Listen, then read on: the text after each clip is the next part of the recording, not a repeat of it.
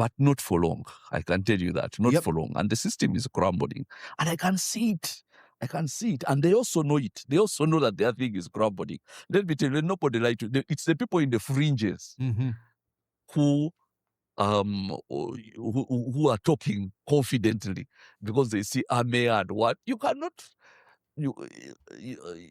but those who are inside, within, at the heart of it, they are leaving the country. Exactly. And because those outside are the ones, these are, I usually call them stooges and simps and minions. You see them on social media. They're not part of the Museveni's criminal inner sanctum. So that's why I said that dictatorship is in and itself self-destructive political ideology. For example, if you're going to sustain and consolidate a dictatorship, you're going to use strategies such as abducting, torturing, arresting, and killing your political opponents. Okay? What does that do? That gives birth to resentment. It gives birth to radicalization of people. It gives birth to underground opposition. And this underground opposition can actually be created from within your own people, from within the criminal regime. You're watching Mordecai Marissa Live Political Commentary. Please consider subscribing to help grow Uganda's Voices of Struggle ecosystem. Thank you. I cannot appreciate you enough for using your valuable time to always go on social media, break down things for people.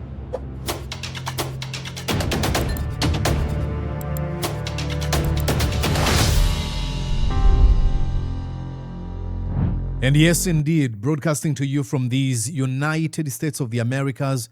Good morning, good afternoon, and good evening from wherever you're watching me, and at whatever time you might enjoy these conversations. For introduction purposes, I am the aforementioned Mordecai Murisa. To our new viewers right there, I hope you enjoy your stay here. I am the host of the Mordecai Murisa Live. Please consider subscribing to our feed, and that's the only way or one of the ways you can show support to the things that are done here. Now that we got those niceties out of the way, allow us to launch this project. Are you ready? Let's do this. Well, ladies and gentlemen, former presidential candidate and fierce Museveni and Muhoozi critic Joseph Kabuleta has delivered a dramatic warning. The Museveni criminal regime could be heading toward its final days. Now that sounds like music to my ears. This is the point where I usually say, inject that in my veins. Yes, the end of the Museveni criminal regime. Kabuleta says that what is happening inside Uganda is no longer just ordinary political tension as we see it. No.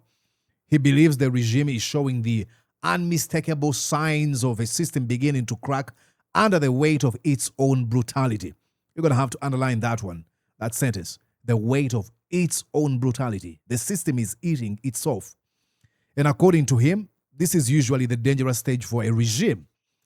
When governments become increasingly repressive, Kabuleta argues, people inside that criminal system can begin asking very different questions. Not how do we defend the regime? No. But how do we save ourselves when it falls? He points to the reports of government officials and members of their families obtaining foreign citizenship and making arrangements abroad as what he sees as evidence that some insiders may already be preparing an escape route. Then comes Kabuleta's chilling historical comparison. He points to Mikhail Gorbachev's Soviet Union, a superpower that appeared to possess an almost unbeatable military and political machine.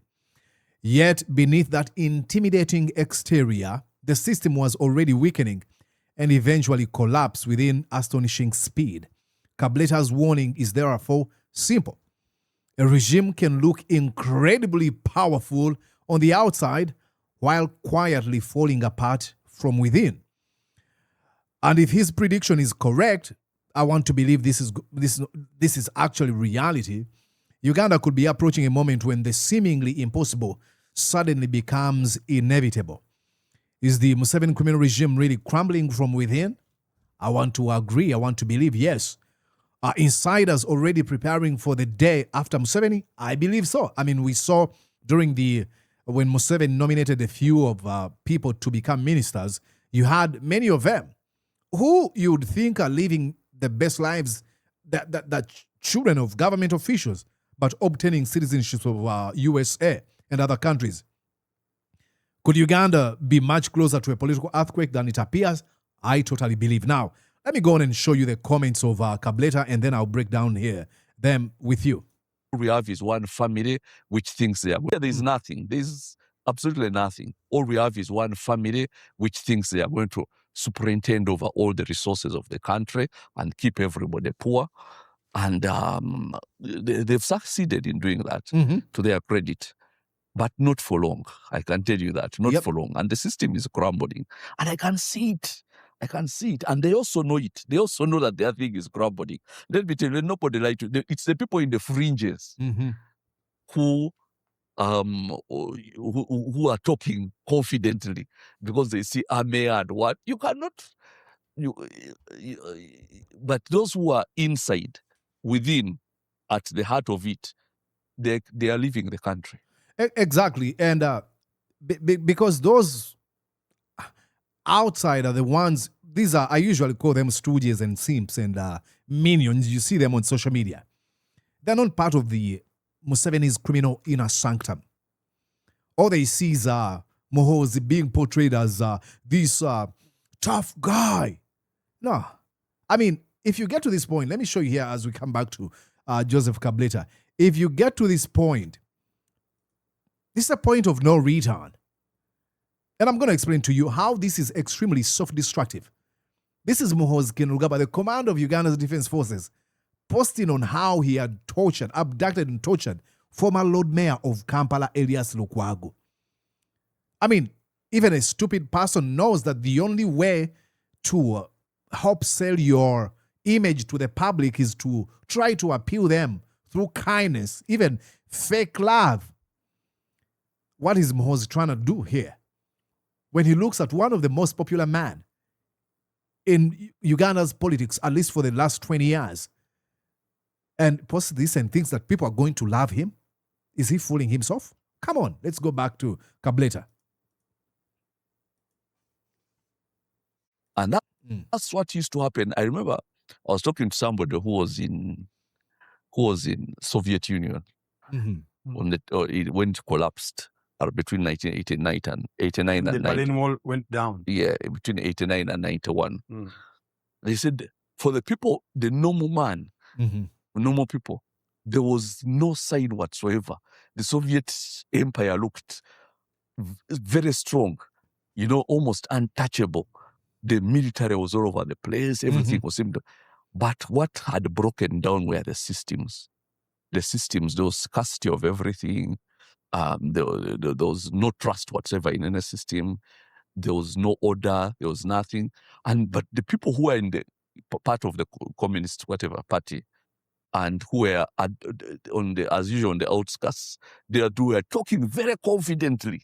The district leaders are talking confidently, thinking this was going nowhere, until one day, Gorbachev runs away and goes to Los Angeles. And if you read and I'm sorry for pausing here. And I want to show you here a thing that I usually keep on my table here, ladies and gentlemen. If you're going to lose anything, ladies and gentlemen, please do not lose hope. The Museveni criminal regime is crumbling. The moment you see these people like Muhoozi getting these extremes and trying as much as you've seen them try to convince you on how tough they are, just know there's fragility at the heart of everything they do. There's fear. And in order to compensate or to hide that fear, they have to present themselves as these tough guys. No. Do not lose hope. These are words I keep here on my table. We must accept the finite disappointment. We are disappointed that at the helm of our leadership is Muhoozi Kainerugaba and Museveni, who have no respect, zero respect to the rule of law and the institutions of our country. But we must never lose the infinite hope. Infinite hope in the Ugandan people. Infinite hope in you and I doing the right thing. Infinite hope that ultimately light will engulf darkness. Do not lose hope. So Museveni criminal regime is falling very soon. Watch, you come back to this video and be like, hey, Mordecai, I thought it was going to take years and years. No. How Gorbachev handed over to Yeltsin, that's when you know that at least they knew. The way the transfer of power was done. Yes. From Gorbachev to Yeltsin. Yeah, but they kept it away like from the people. These ones here. It's like children who do not know that their parents are about to divorce. Yeah. But for them, they are happy. Every day they go home, they find daddy and mommy. They don't know that when the doors are closed to their parents' room, it is fire. So they wake up one day and they tell them, sorry, we are going in different direction. That's how it always is. That's when the children are really shocked. Hey, you mean all along this was not as firm as we thought it was. Exactly. So now that's what I'm seeing now. And you see, it's now always divided in three categories of people. Number one, there are people who are part of the resistance, who will do something, at least say something. At the very least, say something. And actually, you've started seeing those people saying something. There's no way I would think that the likes of Ofono Opondo would actually argue in favor of Dr. Kizza Besigye. But they're discovering something. Museveni was able to convince them to manipulate them into believing that probably he espoused some democratic values, only for them to realize that, one, Museveni never cared about anybody, let alone the institution of a country, but two, he's wanting to let everything or transfer them into the hands of his Nepo baby, criminal thug Muhoozi Kainerugaba. So that's why you see them actually starting to speak out. Another one was Kenneth Omona. If you can go on his Twitter handle, he came out and actually made comments about the leaked video of Sam Mugumya. Continue. Or at the very least, support, Support those who say something. Those who say something.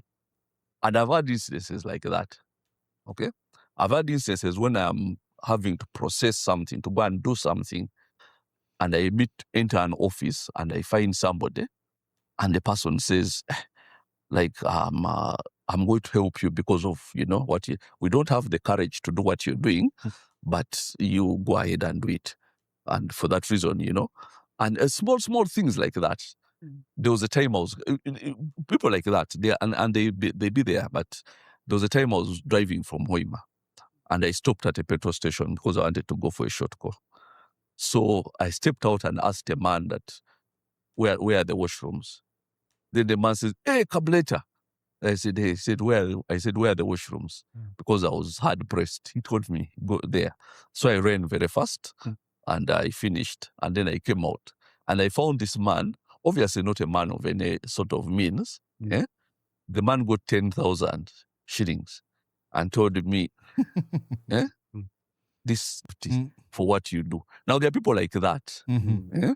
And it touched me really. So I said, well, they said, those who are at what I call the periphery or, of the system, who are enjoying the crumbs that are falling off the master's table. Those are the 90% of them. I see them on social media, on X platform especially. That poor, purposeless, lost young boys and girls who clap at 20,000 or even 1 million shillings given to them by Museveni as he continues to seal away their rights. For them, they usually praise the Muhoozi Kainerugaba. Oh, generational leader next year. I'm like, what are you talking about? A man who has no respect for the rule of law, for the Constitution. But they're too blind because it only takes 500,000 shillings, 1 million shillings. It's only $288 to blind, to compromise and corrupt the conscience of these people. Those are the ones that be like, oh, generational leader. I never care about them. They usually write to me on X platform. I'm like, those are the ones who will fight to protect it. They are the ones who will say, UN is spoiling the good image of our country and what, they are not, and stuff like that. Yeah. The Adonias Trash. And what, you just, renounce your US citizenship to come and become a minister in Uganda of a Titanic, which is already facing down like this. And very soon you will need that citizenship, by the way. Anyway, but it's there. Those ones are there. But then so many others just want to be safe. They just want to be safe, leave us alone. We don't believe there's anything we can do. So they keep quiet and they do nothing. But those who are part of the resistance are enough, because the system is going to bring itself down, by the way. It doesn't even need a lot of external push. Exactly. Look, ladies and gentlemen, I actually wrote something here I'm going to have to show you. Dictatorship as an ideology is self-destructive. And why? Because the very mechanisms used to consolidate and sustain a dictatorship, to preserve this absolute power, are nefarious strategies like repression, like institutional capture. It is the suppression of dissent. It is the personality cult where they say, Museveni, Muhoozi, all that hogwash. It is political patronage. It is the gradual destruction of the country's institutions. And once that happens, then you lose legitimacy. The trust in necessary institutions disappears. So dictatorship in and of itself, like fascism, like totalitarianism, like authoritarianism, are self-destructive ideologies. It's not going to take a lot. The Ugandan people might actually decide even to sleep. Only that we are human beings, we never allowed to be disrespected, ridiculed, and mocked. But even if they decided, there's that instinct within every man that says what you're doing is wrong. Dictatorship is the true, or is akin to cutting off your nose to spite your face. You deliberately damage yourself in the process of trying to punish or control or defeat someone who is opposing you. You'll be like, okay, you know what? I'm going to destroy these institutions. I'm going to, let me give you an example here. I actually wrote something. Let me show you here.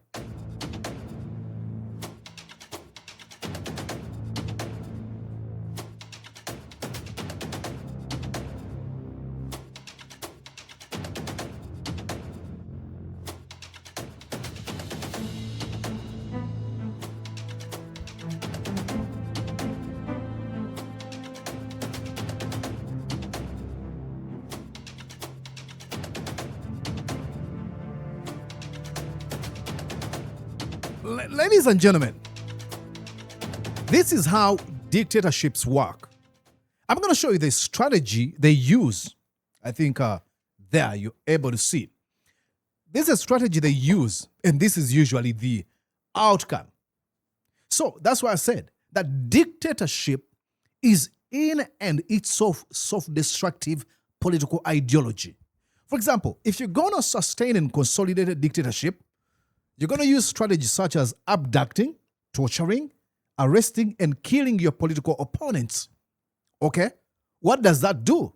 That gives birth to resentment. It gives birth to radicalization of people. It gives birth to underground opposition. And this underground opposition can actually be created from within your own people, from within the criminal regime.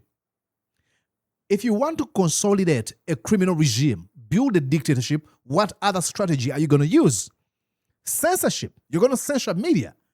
When you employ censorship of the media, what do you give birth to? Information vacuum, disastrous decision making, because all you're being fed is propaganda.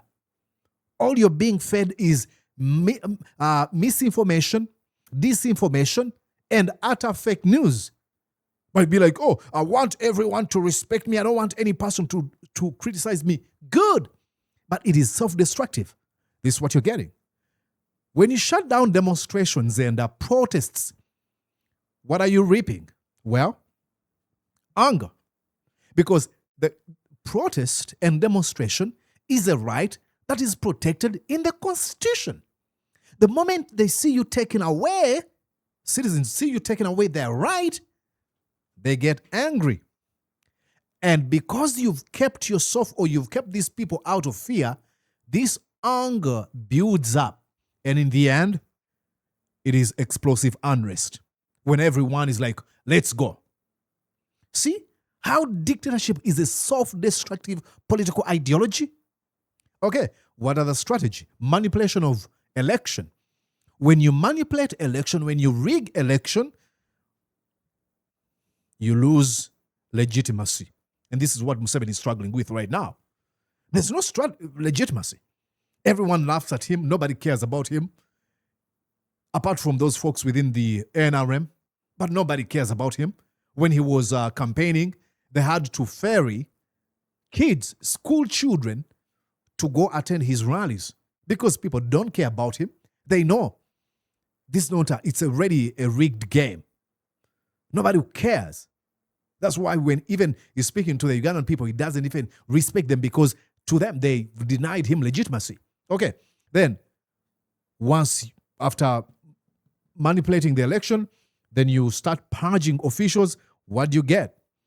Once you purge officials, when you have the likes of Apple Nelson Nsibambi, the likes of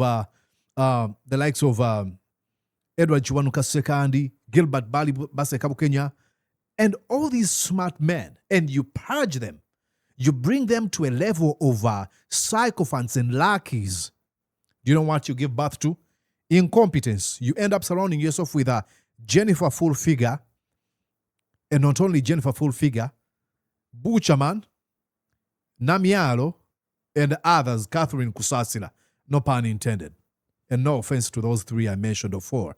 Then, after incompetence, you have institutional decay. Because there's no advice that you're going to get from Jennifer Full Figure. The office of the advisor to the president of Uganda is going to be just a dummy. Eddie Kenzo is going to advise Museveni, are you kidding me? Oh, let me replace Johnny Nagenda with Catherine Kusasira. Okay, incompetence, institutional decay, and then you end up with psychophancy. People praise you. Eddie Kenzo, Musei, Musei, Musei, Musei, Musei, Olaba Musei, Musei, Musei. Psychophancy. They'll never tell him the truth. The likes of Amanya Mushega, John Nagenda, and the rest, the area Kategaya, all will just leave and let you enjoy the praises and reverence from these minions and lackeys. Lastly, but not the least, when you start coming up with laws to target or against dissent, the Computer Misuse Act, or you're disturbing the peace of the president. What the heck? You're disturbing the peace of the president? How fragile is your ego? Oh, come on. But hey, when you come up with these laws, you give birth to erosion of the rule of law. And then institutional illegitimacy. Nobody respects your courts anymore. Be like, what? You're taking me to court because I pissed off the president? Is he a primary 7 kid? That he went through childhood and never doesn't know something called bullying? That he would arrest me because I said, Janet, Ainama Guramanene Emo Mukwate. What? What are we doing here? And you end up with a country.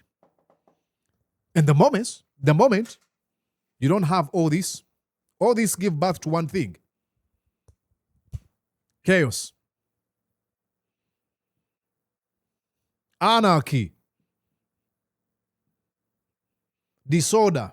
Name it. This is what happens. Dictatorship is in and of itself a self-destructive political ideology.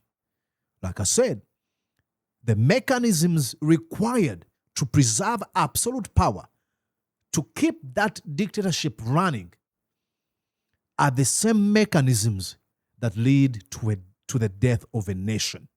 And that's what we see with Uganda. I guess we are in the class. I want you to say, we get you, Mwalimu Murisa.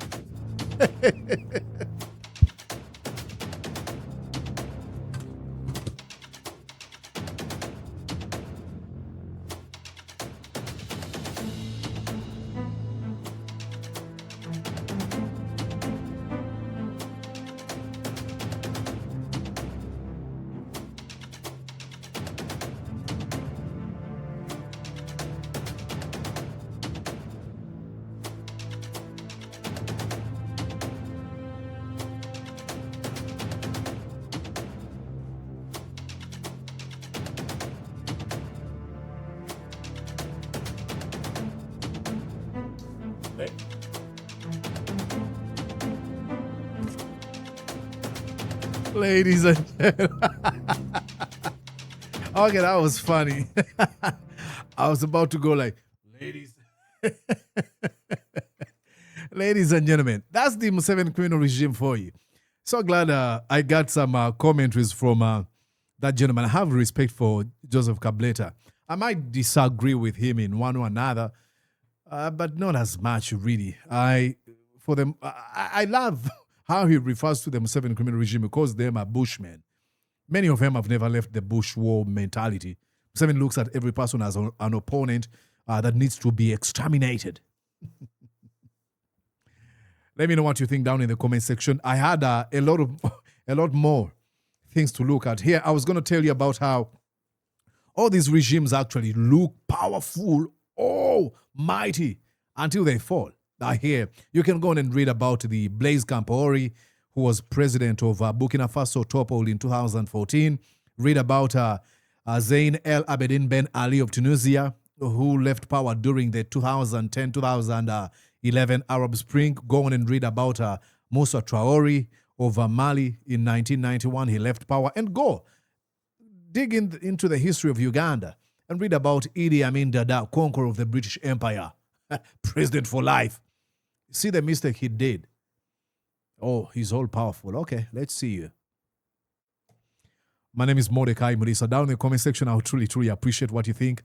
I hope you have a wonderful time. I'll be back here soon. Stick around. Now, I don't know the time you're going to watch this, but I'll be sleeping. I can guarantee you. By the time you watch this, I'll be sleeping. It's really late in the night here. After my work, I had to come and produce this video because I'm like, hey, I don't want it to be overtaken by events. This video was, these comments were made by Joseph Kabuleta, I think 6 days ago.